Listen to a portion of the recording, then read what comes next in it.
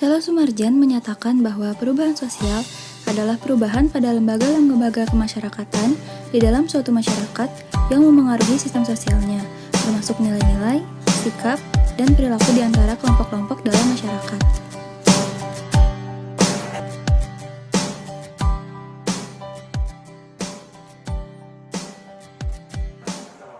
Teori perubahan sosial ada 4, ada siklus, ada perkembangan, ada gerakan sosial, dan ada juga modernisasi.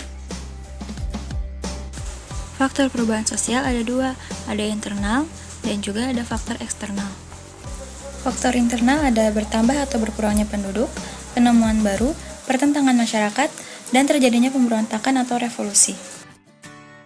Sedangkan faktor eksternal ada lingkungan fisik yang ada di sekitar manusia, peperangan, dan pengaruh kebudayaan masyarakat lain.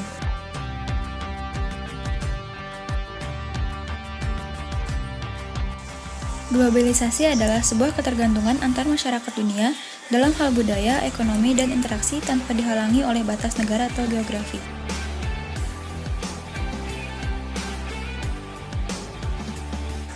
Karakteristik globalisasi ada perubahan dalam konsep ruang dan waktu, pasar dan produksi ekonomi di negara-negara yang berbeda menjadi saling bergantung, ada peningkatan interaksi kultural melalui perkembangan media massa, dan juga meningkatnya masalah bersama.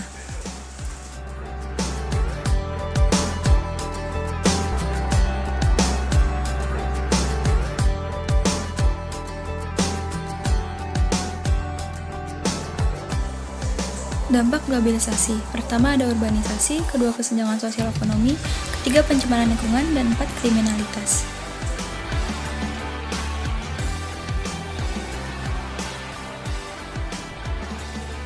Ada beberapa teori ketimpangan sosial.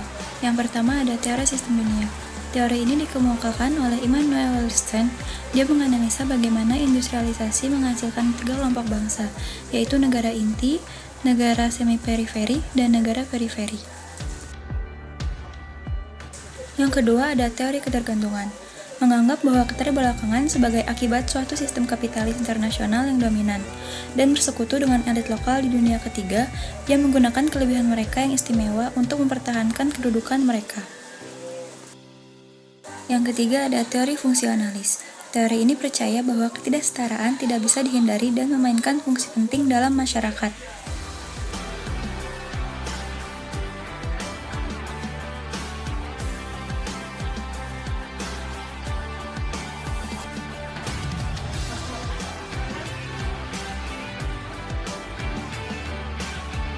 Faktor-faktor ketimpangan sosial. Pertama ada faktor struktural. Ini berkaitan erat dengan tata kelola yang merupakan kebijakan pemerintah dalam menangani masyarakat, baik yang bersifat legal formal maupun kebijakan-kebijakan dalam pelaksanaannya. Yang kedua ada faktor kultural. Faktor kultural atau budaya dapat kita ibaratkan sebagai tenaga listrik atau energi penggerak kehidupan masyarakat.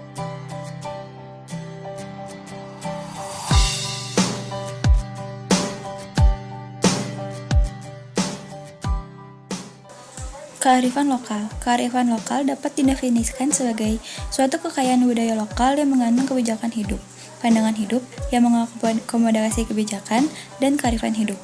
Kearifan lokal itu tidak hanya berlaku secara lokal pada budaya atau etnik tertentu, tetapi dapat dikatakan bersifat lintas budaya atau lintas etnik, sehingga membentuk nilai budaya yang bersifat nasional. Pemberdayaan komunitas. Robinson menjelaskan bahwa pemberdayaan adalah suatu proses pribadi dan sosial, suatu pembebasan kemampuan pribadi, kompetensi, kreativitas, dan kebebasan bertindak. Ive mengemukakan bahwa pemberdayaan mengacu pada kata empowerment, yang berarti memberi daya, memberi power, kekuatan kepada pihak yang kurang berdaya.